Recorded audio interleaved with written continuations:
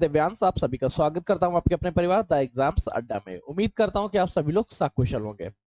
अगर आप लोगों ने पेड बैच लिया है तो 100 क्वेश्चन की सीट अभी आप लोगों को मिल चुकी होगी, जो संज्ञा के क्वेश्चन इसमें लगे हुए हैं। उम्मीद करते हैं कि आप लोगों ने इस सीट से अपनी प्रैक्टिस कर ली होगी। अगर नहीं की है, आपके क्वेश्चंस गलत हो रहे हैं, तो पहले थ्योरी क्लास ले लीजिए। ये थ्योरी क्लास तो सभी के लिए हमेशा लाइफ टाइम के लिए फ्री रहेगी, जिसका एक्सेस आप लोगों को यूट्यूब पे मिल जाएगा। अगर आपने अभी तक दोस्तों के साथ शेयर नहीं की तो पहले दोस्तों के साथ शेयर कर दीजिए, क्योंकि हमारे पास सिर्फ और सिर्फ हिंदी की नहीं, यूपी जीके को मंडलवार अध्ययन कर रहे हैं। अच्छा, पहले सबसे पहले ये बताओ कि आप लोगों में से किन किन लोगों ने कल का उत्तर प्रदेश अधीना सेवा चयन आयोग का एग्जाम्स दिया देखा है या दिया है? दिया है तो बेहतरीन, देखा है तो बेहतरीन। आप ये देख रहे होंगे आयोग द्वारा पूछे गए प्रश्नों का स्तर लगातार अपग्रेड होता जा रहा है। पहले ये नदी में आते थे, फिर स्थल तक आए, अब करंट टाइम में इनका स्तर पहाड़ों तक चढ़ चुका है। अब इतने टफ टास्क में अगर आप लोगों को 70 से 80 प्लस तक लेके आना है किसी भी मार्क्स में, तो मेरा एक सीधा सा मानना रहता है, अगर आप 80 प्लस स्कोरिंग करते हैं तो आप उसके मेंस भी दे पाएंगे, साथ में आप सिलेक्शन ले पाएंगे। 80 प्लस का मतलब है 80% आपको मिनिमम स्कोर करना ही करना है। अब आज के सेशन में चर्चा करते हैं हम लोग संज्ञा के बारे में। ये क्वेश्चन की सीट आप लोगों को, जिन लोगों ने पेड बैच लिया उनको मिल चुका है।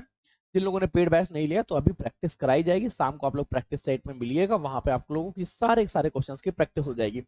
पेड बैच और फ्री बैच में बस इतना अंतर है। बहुत सारे लोग कहते हैं कि आप सर पैसे कमाने के लिए आए हैं। बेटा देखो, सीधी सी चीज है कि बैकएंड पे इन चीजों को रन करने के लिए थोड़ा सा पैसा लगता है। इस वजह से एक पेड बैच लॉन्च किया गया है, जिसमें सभी चीजों का एक्सेस 24 घंटे पहले दे दिया जाता है। और फ्री बैच में थोड़ा सा डिले रहेगा बस। और हो सकता है कि पीडीएफ ना मिले, लेकिन वीडियो क्लासेस वीडियो लेक्चर सारे के सारे मिलेंगे यहाँ पर भी। अब देखते हैं सबसे पहले ये पेड बैच लेना किस प्रकार से। हमारे पास देखिए क्या है, आप उत्तर प्रदेश का अध्ययन करेंगे। पेड बैच में देखो, बैच सिर्फ और सिर्फ 90 रुपीज का है। अगर आप उत्तर प्रदेश अधीना सेवा चयन आयोग के किसी भी एग्जाम की तैयारी कर रहे हैं, इसमें टॉपिक वाइज पूछा जाएगा। उत्तर प्रदेश जी को टॉपिक वाइज मंडलवार। हिंदी का तो संपूर्ण व्याकरण चल ही रहा है, हिंदी के साथ ही आप लोगों को डेली करंट अफेयर्स देखने को मिलेगी। टॉपिक वाइज ज्योग्राफी देखने को मिलेगी, इंडियन पॉलिटी देखने को मिलेगी, हिस्ट्री देखने को मिलेगी, रीजनिंग, कंप्यूटर के टॉपिक्स हो गए, स्टैटिक जीके हो गए, साइंस हो गए।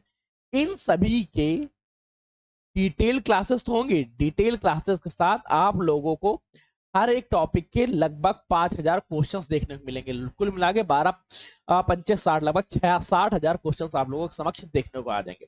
जब 60,000 जैसे क्वेश्चंस मिल रहे हैं तो 99 रुपीज में क्या जा रहा है? अगर मन हो तो ले लीजिएगा, नहीं मन हो तो कोई दिक्कत नहीं। अब स्टार्ट करते हैं आज का सेशन नाउन के बारे में। संज्ञा देखो, सबसे पहले तो संज्ञा की परिभाषा देखते हैं। आप सभी लोगों को इसकी परिभाषा पता ही होगी। किसी भी स्थान विशेष के नाम को संज्ञा कहते हैं। और मैं एक छोटी सी परिभाषा को अपडेट करता हूं। नाम धातु शब्द क्रिया कहलाती। क्या है? नाम धातु शब्द क्रिया कहलाती है। नाम धातु का मतलब क्या है? इस संसार में कोई भी चीज है, कैसी भी है, एक्स वाई जी हो चीजें। मैं मान लेता हूं कि ये कोई पर्वत है, इस पर्वत का भी कोई नाम दिया गया, जैसे इसका नाम रख दिया सुरेश नाम, तो सुरेश हो गया। जैसे ये क्लास है, इस क्लास का नाम स्टैटिक जीके, तो ये स्टैटिक जीके क्या होगी? ये स्टैटिक जीके इसके लिए नाम का काम कर रही, इसलिए यहाँ पे संज्ञा हो गई।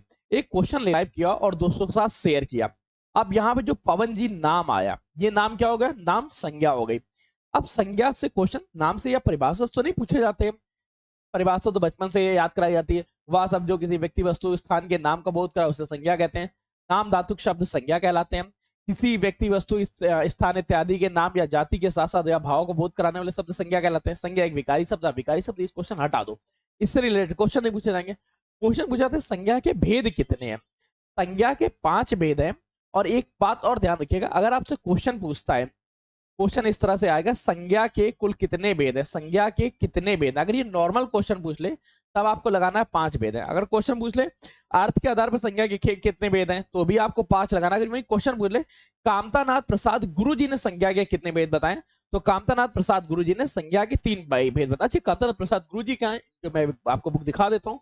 आप लोगों का पूरा कंटेंट, पूरा मटेरियल इस बुक से बनाया जा रहा है, जो कामतानाथ प्रसाद गुरु जी के हिंदी व्याकरणविद हैं। और बेसिक इनसे अच्छा क्या कौन है, जब ये खुद स्वतः इनके ज्ञान है। अब अर्थ के आधार पर संज्ञा जो 5 भागों में बटाएंगे उनको देखते हैं। व्यक्तिवाचक, जातिवाचक, समूहवाचक, भाववाचक, द्रव्यवाचक। कामतानाथ प्रसाद जी क्या कहते हैं? व्यक्तिवाचक, जातिवाचक, भाववाचक है। यही जातिवाचक के 2 भेद कर देते, एक समूहवाचक और द्रव्यवाचक। जातिवाचक में ये आप पढ़ेंगे समूहवाचक व भाववाचक, समूहवाचक व द्रव्यवाचक। अब इस चीज को डिटेल से देखते हैं, एक एक संज्ञा को पढ़ते हैं, एक एक पॉइंट्स कवर करते हैं। सबसे पहले व्यक्तिवाचक संज्ञा क्या है? व्यक्तिवाचक संज्ञा का मतलब है किसी भी व्यक्ति के नाम का बोध कराया जाए, किसी व्यक्ति वस्तु या स्थान के नाम का जहां बोध कराया जाए वहां व्यक्तिवाचक संज्ञा होता है। चाहे वो व्यक्तियों का नाम हो, देशों का नाम हो, महीनों का नाम हो, पर्वतों का नाम हो, महासागरों का नाम हो, धार्मिक ग्रंथों या ऐतिहासिक घटनाओं का नाम हो, उन्हें क्या बोलते हैं? उन्हें व्यक्तिवाचक संज्ञा। एक पॉइंट और लिख लेना, व्यक्तिवाचक संज्ञा का प्रयोग सदैव एक वचन की तरह किया जाएगा। इसका प्रयोग किस तरह से किया जाएगा? व्यक्तिवाचक संज्ञा का प्रयोग एक वचन की तरह किया जाएगा। क्वेश्चन व्यक्तिवाचक की परिभाषा नहीं पूछेगा, क्वेश्चन में कभी भी संज्ञा की परिभाषा नहीं पूछेगा। क्वेश्चन में इतना पूछेगा, व्यक्तिवाचक संज्ञा कोई दी गई होगी, जैसे दिया होगा भूटान, चलो मान लेते भूटान नहीं, हिमालय। हिमालय बहुत बड़े हैं, यहां पर निम्नलिखित वाक्य में क्या एरर है या क्या त्रुटि है, तब आपको ध्यान रखना है कि जो व्यक्तिवाचक संज्ञा है, व्यक्तिवाचक संज्ञा का प्रयोग सदैव एक वचन की तरह किया जाएगा, वहां पर प्रयोग बहुवचन की तरह किया गया। अब क्वेश्चन देख लेते हैं, क्वेश्चंस किस तरह से, जैसे व्यक्तिवाचक संज्ञा प्रयोग सदैव एक वचन, पॉइंट्स में लिख लीजिएगा।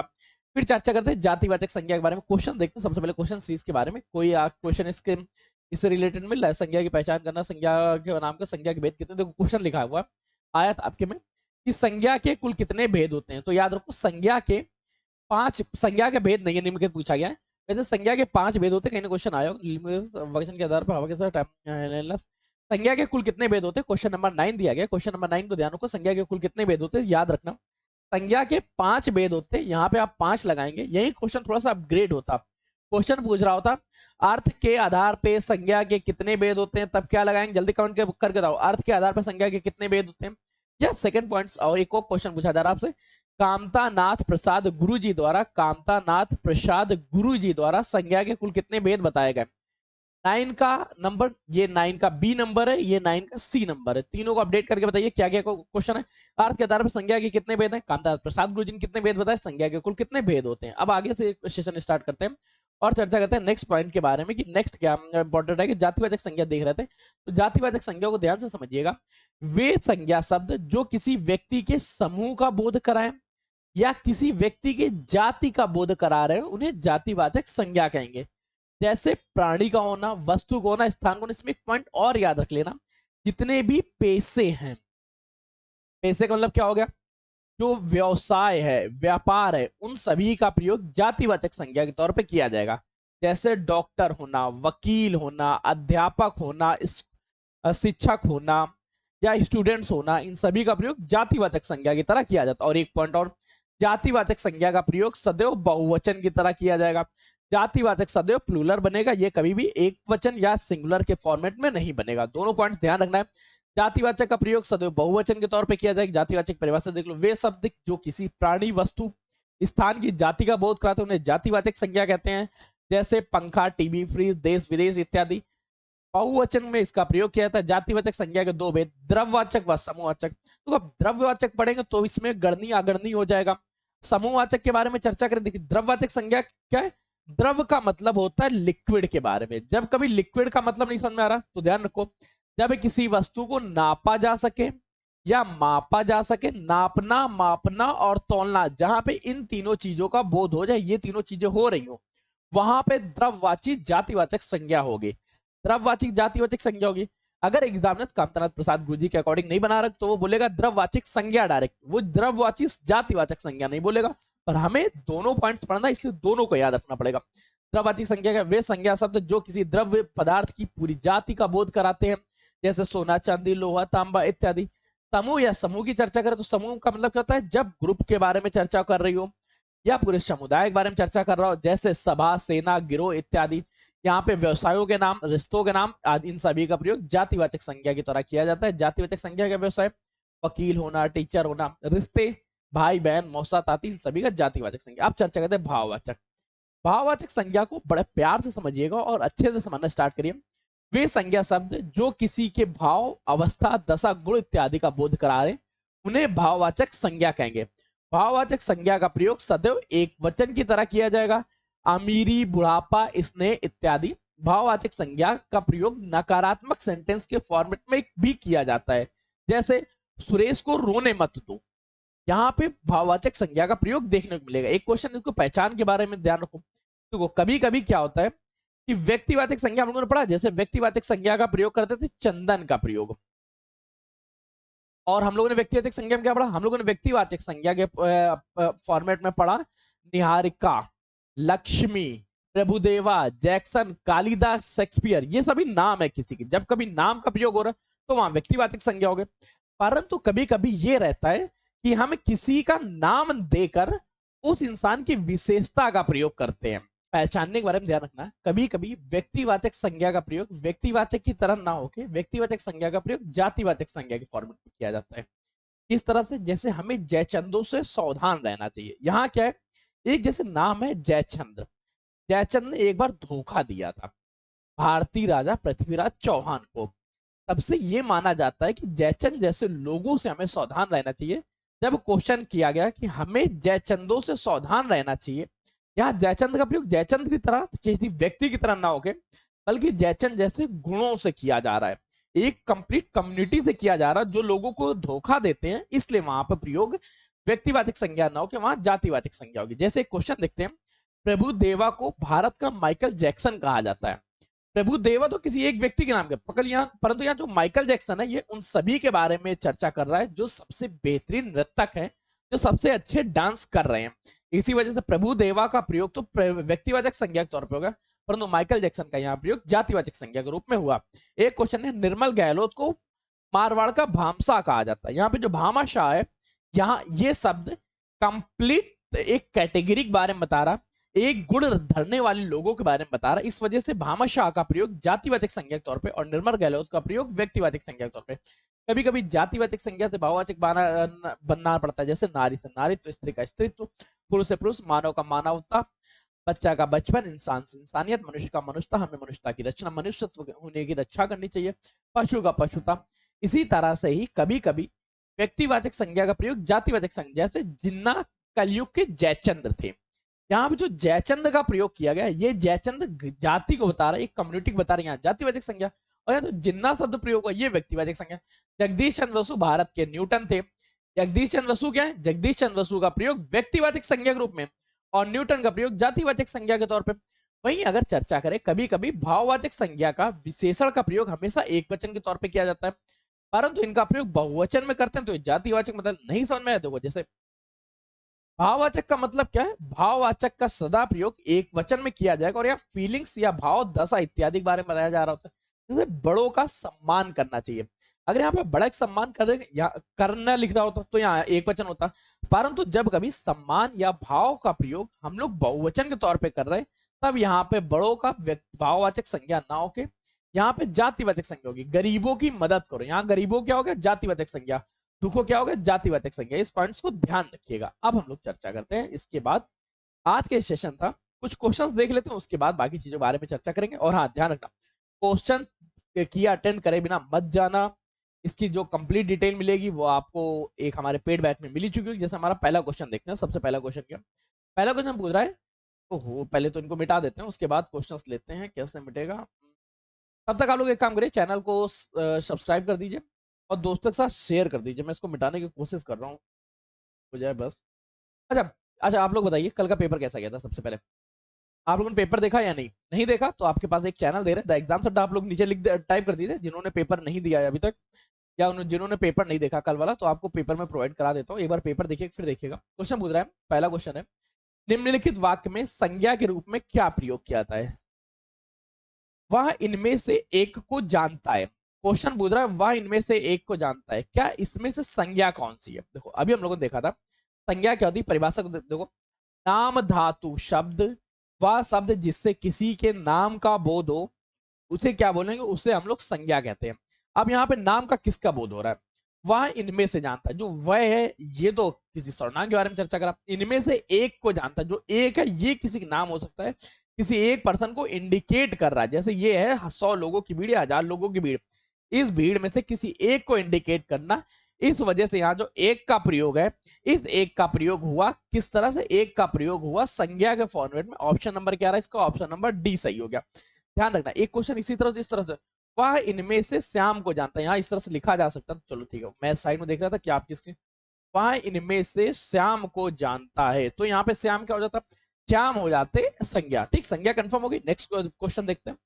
कमेंट करो अगला क्वेश्चन क्या है। निम्नलिखित शब्द में निम्नलिखित 4 ऑप्शन दिए, इनमें से संज्ञा की पहचान करो। बड़ा छोटा सा क्वेश्चन है, उम्मीद करते हैं कि इनमें से ये जो 100 क्वेश्चंस आपको कराए जाएंगे, इन 100 क्वेश्चंस में से कोई ना कोई क्वेश्चंस आपके एग्जाम में आएगा जरूर, ध्यान रखना। निम्नलिखित में संज्ञा शब्द पहचानना है। मीठा, सुगंध, चातुर या चालक, चालाक, ठीक है, इनमें से कौन सा शब्द संज्ञा है। मीठा विशेषण हो गया, सुगंध विशेषण हो गया, चालाक क्या विशेषण, परंतु चातुर्य जो है ये किसी का नाम है, ऑप्शन नंबर सी, ये किसी एक व्यक्ति का बोध करा रहा है। यहाँ पे ऑप्शन नंबर सही सी सही होगा। किन किन लोगों ने सी ऑप्शन दिया, जल्दी से आप लोग बताइए।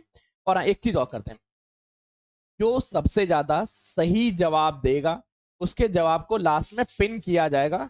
तो आप लोग देख लीजिएगा आज के इस कंप्लीट सीरीज में किसने सबसे ज्यादा सही जवाब दिया। अगला क्वेश्चन, इन व्यक्ति, वस्तु या स्थान के नाम को क्या कहते हैं। मैं आपको बिल्कुल नहीं बताऊंगा, ये क्वेश्चन काउंट भी नहीं किया जाएगा।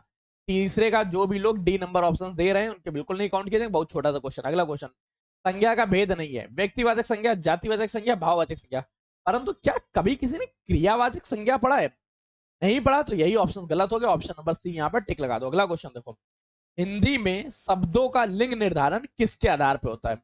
हिंदी में शब्दों का लिंग संज्ञा के आधार पर होता है, विशेषण के आधार पर होता है, क्रिया के आधार पर होता है या सर्वनाम के आधार पर। जल्दी से आप लोग पढ़िए, बताइए क्या है। तो जो लिंग निर्धारण का कार्य होता है, आपसे क्वेश्चन कभी पूछ ले, चलो आज लिंग निर्धारण से रिलेटेड बोलिए, हो सकता है कल के दिन बोले वचन का निर्धारण किस आधार पर होता है। वचन का निर्धारण, लिंग और वचन, इनका निर्धारण संज्ञा या सर्वनाम के आधार पर होगा, संज्ञा या सर्वनाम के आधार पर होगा। यहाँ पे संज्ञा और सर्वनाम दोनों ऑप्शंस में दिए, इसलिए इसका ऑप्शन नंबर ए संज्ञा भी सही रहेगा, बी नंबर सर्वनाम भी सही रहेगा। क्वेश्चन देखते हैं कैसे दोनों कैसे लेगा। जैसे ध्यान रखो, मैं बाजार गया, मैं बाजार गया, हम बाजार गए, ठीक है। अब मैं की जगह आ गया जैसे कि कोई बाजार गया, किसी को बाजार जाना चाहिए, किसी ने बाजार गया, ठीक है। तो ऑप्शन चेंज हो गया। निम्नलिखित में शब्दों में लिंग का निर्धारण किसके आधार पर होता है। चलो देखो, एक चीज ध्यान रखो, लिंग का निर्धारण हो गया, और कभी कभी क्वेश्चन पूछ सकता है वचन का निर्धारण किस आधार पर होता है। क्वेश्चन से लिख के देखते हम लोग समझ में आ जाएगा। जैसे लिंग का निर्धारण का मतलब क्या होता है, यहाँ पे करता है या करती है, इस तरह से सेंटेंस का प्रयोग होना चाहिए। जैसे लिखा है यहाँ पे हो गया, राम कोई कार्य करता है, सीता कोई कार्य करती है, पढ़ने में समझ में आ गया। तो राम और सीता क्या हुए, ये दो के दोनों संज्ञा हुए, अर्थात संज्ञा के आधार पे लिंग निर्धारण होता है। और एक क्वेश्चन पूछा जाएगा वचन का निर्धारण किस आधार पर होता है। वचन का निर्धारण अगर पूछ लो तो ध्यान रखना, वचन का निर्धारण संज्ञा के आधार पे तथा संज्ञा के साथ साथ वो सर्वनाम के आधार पर भी होता है। तो दोनों ऑप्शन सही हो जाएंगे वहां पे, ऑप्शन नंबर ए भी और ऑप्शन नंबर डी भी। अगले क्वेश्चन को स्विच करो, नेक्स्ट क्वेश्चन पूछता है, वचन किसके लिए प्रयोग किए जाते हैं। वचन का प्रयोग संज्ञा के लिए किया जाता है, या वचन का प्रयोग सर्वनाम के लिए किया जाता है, या क्वेश्चन नंबर और भी तो अपडेट कर सकता है आपसे कि वचन का प्रयोग विशेषण के लिए किया जाता है या वचन का प्रयोग क्रिया के लिए किया जाता है। वचन का प्रयोग किसके लिए किया जाता है, आज जल्दी लोग कमेंट करके बताइए। चलिए, तो बात ये प्रैक्टिस टेस्ट नहीं, ये डिटेल क्लास है, इस वजह से 5 क्वेश्चन करेंगे। आपको 7वां क्वेश्चन, 8वां क्वेश्चन, 9वां तो हो गया, 10वां क्वेश्चन, ये क्वेश्चन मैं आपको होमवर्क में देता हूँ, इसके आप स्क्रीनशॉट ले लीजिएगा, कमेंट करिएगा। और इसके बाद मिलते हैं शाम की क्लास में। तब तक देखो, अभी आप लोगों को क्या करना है, जिन लोगों ने पेड ग्रुप ले लिया है उन लोगों को इसकी पीडीएफ मिल चुकी हो, आप लोग इस पीडीएफ को कंप्लीट सॉल्व करिए, और सॉल्व करने के बाद आपके पास जो भी डाउट हो आप लोग कमेंट करिए पेड ग्रुप में, क्योंकि पेड ग्रुप में मेंबर्स मैं कम ही रखूंगा और सभी मेंबर्स में मैं पर्सनल ध्यान रख लूँ। अगर आपके मेंबर्स बढ़ते हैं तो मैं आपके लिए 2 सेपरेट ग्रुप बना दूंगा, ताकि आप लोग अलग अलग आप पे मैं ध्यान रख सकूं। एक ग्रुप में केवल 100 मेंबर्स ही मैं रखूंगा, इससे ज्यादा मेंबर्स नहीं रखे जाएंगे, ठीक, ताकि सब पे ध्यान दिया जा सके। अब आप लोग करिएगा क्या, सबसे पहले क्वेश्चन सॉल्व करिएगा, जो क्वेश्चन गलत हुए उन क्वेश्चंस के नंबर बता दीजिएगा, ताकि उन क्वेश्चंस का एक बार एक्सप्लेनेशन अपनी क्लास में करा लिया जाए। मिलते हैं नए सेशन में नई जानकारी के साथ, तब तक लिए कीप स्टडी कीप स्माइलिंग, पढ़ते रहिए मुस्कुराते रहिए, पढ़ाई मुस्कुराते एक साथ अच्छी लगती है, अकेले में दोनों या दूर। धन्यवाद दोस्तों।